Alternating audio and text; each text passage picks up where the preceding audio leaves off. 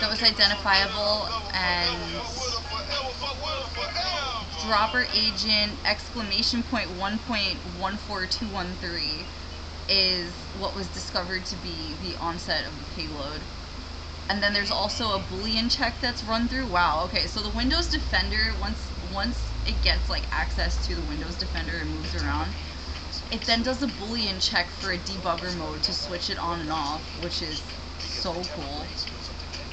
I'm glad I actually read this paper, because even though I can't understand some of this, which I'm actually really excited to read, I need to like figure out what's here.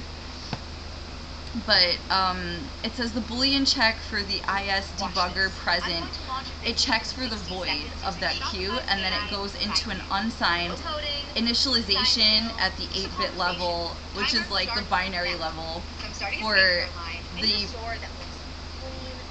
P string. The P string, what is that? Kernel 32 P string.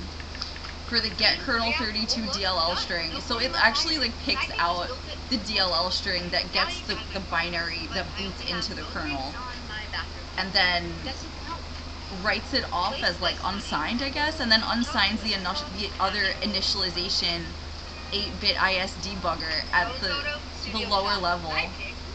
And then that's how it gets the system info. So whatever it is that's coded into any of the binary files, and then later translated into invocation files where you have like get system info or like import OS from, you know, XYZ operating system if you're actually writing it.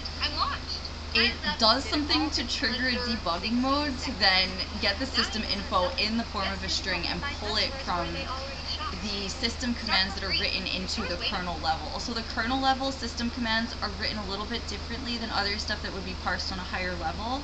It's more basic language, it has more sub-level commands, and it also has like underscores as its precursor. So you'll see a lot of like hidden commands. I call them hidden commands because I don't actually know what they're called, but they start with like a period and then have a subset of like not a subset, sorry, an introduction of coding, which includes a lot of underscores and like, I guess you could say subliminal commands, meaning like a lot of that stuff is inferred in a command set, and then you can itemize it in the kernel level, because the kernel level is just slightly lower than the boot level, where you'd be booting into your operating system and unpacking whatever kernel is there. So the kernel manager commands are kind of what's being invoked here in order to get higher level commands. So it's a really interesting privilege escalation. And then there's also the debugging being present after the Boolean switches it off from void, and then you have the get process address for the kernel 32 PTR. So if you can see this, the get kernel 32 address or ID system is basically saying, okay, so you're gonna pull all of this information from this, this, and this, and then you're gonna build it into like a procurement. It's like something to actually pull information from. And this is actually really intense, because the debugger presentation then switches from a Boolean command where it's like searching for the actual listing of what it's doing. So then it like switches on or off based on whatever it is that's triggered there. And then, okay, it says unsigned int8, so okay, integer 8. So it's set at the integer 8 level, which speaks to me like Unicode or UTF-8 or binary, anything in 8-bit segments. So bits are basically like at the kernel level anyway. It makes sense that kernel 32 would be there.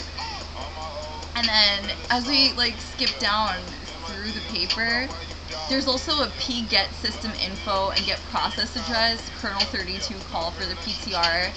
And then there's the LPC string, which if I'm not mistaken, is that the battery? No, hold on.